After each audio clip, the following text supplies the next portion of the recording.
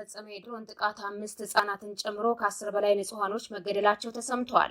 በደቡብ ጎንደር እስቴ መካነ ኢየሱስ አካባቢ ዛሬ መጋቢት 24 2017 ዓ.ም ረፋድ በተፈጸመው የድሮን ጥቃት ከ10 በላይ ሰላማዊ ሰዎች መገደላቸው ታውቋል። በዝርዝር እንመለከተዋለን። የብልጽግና ወታደሮች ከህወሓት ወታደሮች ጋር በመቀናጀት በራያ አላማጣ ራያ ከተማ ውስጥ በወጣቶች ላይ ጥቃት መፈጸማቸውን ቀጥለዋል።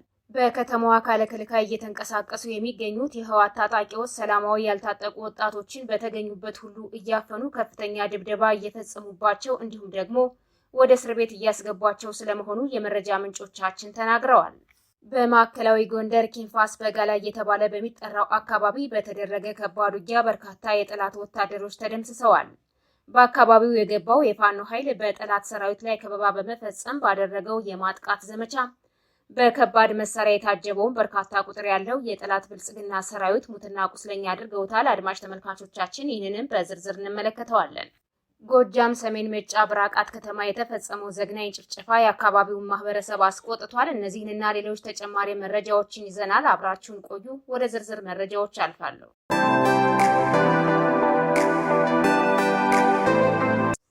ደቡብ ጎንደር በተፈጸመ የድሮን ጥቃት 5 ህጻናትን ጨምሮ ከ10 በላይ ንጹሃኖች መገደላቸው ተሰምተዋል። በደቡብ ጎንደር ዞን እስቴ መካነ ኢየሱስ አካባቢ ዛሬ መጋቢት 24 2017 ዓ.ም ረፋድ በተፈጸመው የድሮን ጥቃት ከ10 በላይ ሰላማዊ ሰዎች መገደላቸው ታውቋል። በጥቃቱ ከተገደሉት መካከል 5 ህጻናት ታዳጊዎች መሆናቸው ነው የተገለጸው። ዛሬ ረፋድ በእስቴ መካነ ኢየሱስ አቅራቢያ ልዩ ስሙ አስመራ በተባለ ገጠራማ መንደር ላይ ጸረ አማራው የብልጽግና ቡድን በፈጸመው የድሮን ጥቃት 5 ህጻናትን ጨምሮ ከ10 በላይ ሰላማዊ ሰዎች የተገደሉ ሲሆን በርካቶች ቁስለኛ ስለመሆናቸውም ተነግሯል።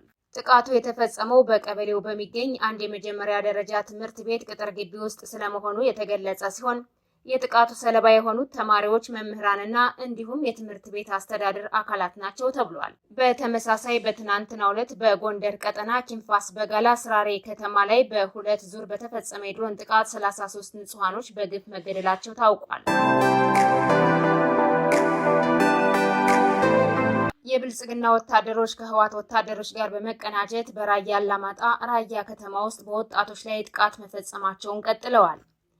በከተማዋ ካለ ከልካይ እየተንቀሳቀሱ የሚገኙት የህወሓት ታጣቂዎች ሰላማዊ ያልታጠቁ ወጣቶችን በተገኙበት ሁሉ እያፈኑ ከፍተኛ ድብደባ እየፈጸሙባቸው እንዲሁም ደግሞ ወደ እስር ቤት እያስገቧቸው ስለመሆኑ የመረጃ ምንጮቻችን ለሚዲያችን ተናግረዋል።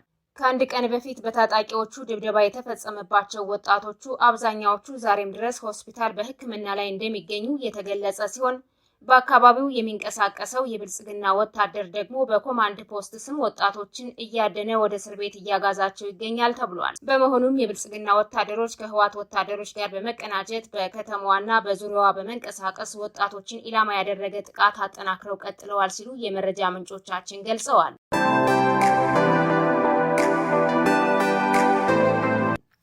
በማዕከላዊ ጎንደር በተደረገ ከባድ ውጊያ በርካታ የጠላት ወታደሮች ተደምስሰዋል።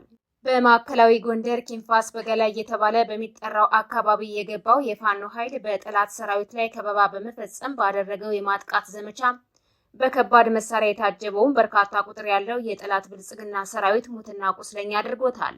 በተካሄደው ውጊያ ያገዛዙ ወታደራዊ አመራሮችን ጨምሮ በርካታ ወንበር ጠባቂ ኃይሎች ከጥቅም ውጭ ተደርገዋል ሲሉ የመረጃ ምንጮቻችን ተናግረዋል።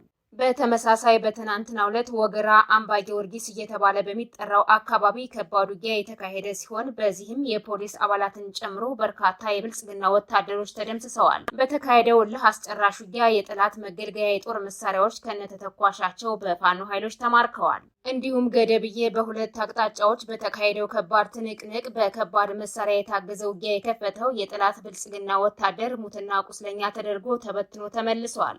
ያለ የሌለ ኃይሉን እየተጠቀመ የሚገኘው የብልጽግና ወታደር በፋኖ ቅንጅታዊ የማጥቃት ዘመቻ ድባቅ እየተመታ ይገኛል ተብሏል። በዚህም በትናንትናው ዕለት በተለያዩ አካባቢዎች በተደረገ ከባድ ተጋድሎ የፋኖ ኃይሎች በትንሽ መስዋዕትነት ከፍተኛ ድል አስመዝግበዋል። ጎንደር ዛሬም በተለያዩ አካባቢዎች እየተደረገ ያለው ተጋድሎ ተጠናክሮ ቀጥሏል። በተመሳሳይ ጎጃም ከብር ሸለቆ ወታደራዊ ካምፕ በቅርብ ርቀት በምትገኘው ክሊኒክ ከተማ በተደረገ ውጊያ ከ16 በላይ የጠላት ወታደሮች ሲደመሰሱ በርካቶች መቁሰላቸው ተነግሯል። በአካባቢው የሚንቀሳቀሱት የአረንዛው ዳሞት ብርጌድ የፋኖ ኃይሎች ወደ ከተማዋ ዘልቀው በመግባት ባደረጉት የደፈጣ ውጊያ ከተማዋን በመያዝ ጥቃት እየፈጸመ የሚገኘውን አብይ መራሹ ወታደር ሙትና ቁስለኛ አድርገውታል።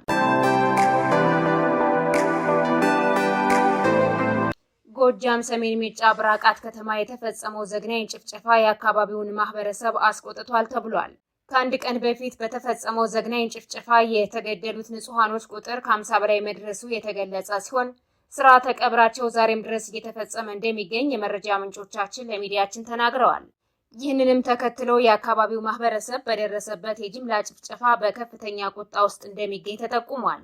ከአንድ ቀን በፊት መጋቢት 22 2017 ዓ.ም ከአድማ ብተና ኃይሎች ጋር የተኩስ ልውውጥ ያደረገው ራሱን መከላከያ ብሎ የሚጠራው አብይ መራሹ የገዳይ ስብስብ በአድማ ብተና ኃይሎች የደረሰበትን ኪሳራ ለማካካስ ወደ ከተማዋ ዘልቆ በመግባት ህጻናትን ጨምሮ ከ50 በላይ ያልታጠቁ ንጹሃኖችን በግፍ ጨፍጭፏል። የጦር ወንጀለኛው የአብይ አህመድ ወታደር ቤት ዘግተው የተቀመጡ እናቶችን ሳይቀር በር ሰብሮ በመግባት ጭምር ዘግናኝ የግፍ ግድያ ፈጽሟል። በመሆኑም በከተማዋ ውስጥ ሙሉ የአንድ ቤተሰብ አባላት በመኖሪያ ቤታቸው ውስጥ ባገዛዙ ወታደሮች ተገለው መገኘታቸውን የመረጃ ምንጮቻችን ተናግረዋል።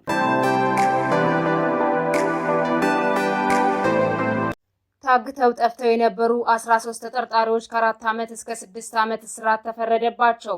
አማራ በመሆናቸው ብቻ በሽብር ወንጀል የተከሰሱ 13 ተጠርጣሪዎች ከ4 ዓመት እስከ 6 ዓመት እስራት ተፈርዶባቸዋል። በዚህ መሰረትም በነመላክ ምሳሌ መዝገብ በሽብር ወንጀል ተጠርጥረው ለ2 ዓመታት ያክል በህግ ቁጥጥር ስር ውለው በፍርድ ቤት ሲከራከሩ የቆዩት 13 ተከሳሾች ከ4 ዓመት እስከ 6 ዓመት በሚደርስ እስራት ተቀጥተዋል። ቅጣቱ የተወሰነውም የፌዴራል ከፍተኛ ፍርድ ቤት ልደታ ምድብ ችሎት በህገ መንግስትና የሽብር ወንጀል ጉዳዮች ችሎት ዛሬ ባስቻለው ችሎት ነው ተብሏል።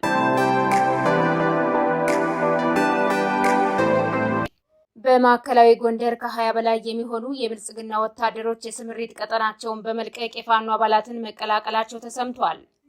ወታደሮቹ የተሰጡትን የግዳጅ ቀጠና በመተው ከነሙሉ ትጥቃቸው በአካባቢው የሚንቀሳቀሰውን የፋኖ ኃይል በይፋ ተቀላቅለዋል።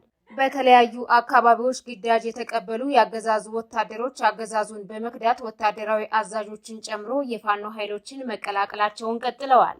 በተመሳሳይ ምስራቅ ጎጃም ከደብረ ወርቅና መርጦ ለማርያም ከተማ ከሚገኘው ወታደራዊ ካምፕ ላሰሳ በሚል ወታደሮቹ ትጥቃቸውን አሟልተው በመውጣት የፋኖ ኃይሎችን ተቀላቅለዋል ተብሏል። ሰራዊቱ በአሁኑ ሰዓት የግዳጅ ቀጠናውን በመልቀቅ ኃይሉን በመበተን ፋኖን እየተቀላቀለ የሚገኝ ሲሆን የስርዓቱ ታማኝ አገልጋይ ደግሞ ያልታጠቁ ንጹሃኖችን በግፍ መግደሉን ቀጥሏል። በመሆኑም እየተበተነ የሚገኘው የአገዛዙ ወራሪ ሰራዊት ንጹሃኖችን ኢላማ ያደረገ ጥቃት አጠናክሮ የቀጠለ ቢሆንም የንጹሃኖች ጥቃት ያስቆጣቸው የሰራዊቱ አባላት የስምሪት ቀጠናቸውን በመልቀቅ የፋኖ አባላትን እየተቀላቀሉ ይገኛሉ። የተወደዳችሁና የተከበራችሁ አድማጭ ተመልካቾቻችን ለዛሬ ያዝንላችሁ መረጃዎች እነዚህን ይመስሉ ነበር። የዩቲዩብ ቻናላችንን ላይክ፣ ሼር፣ ሰብስክራይብ እንድታደርጉ በአክብሮት እንጠይቃለን።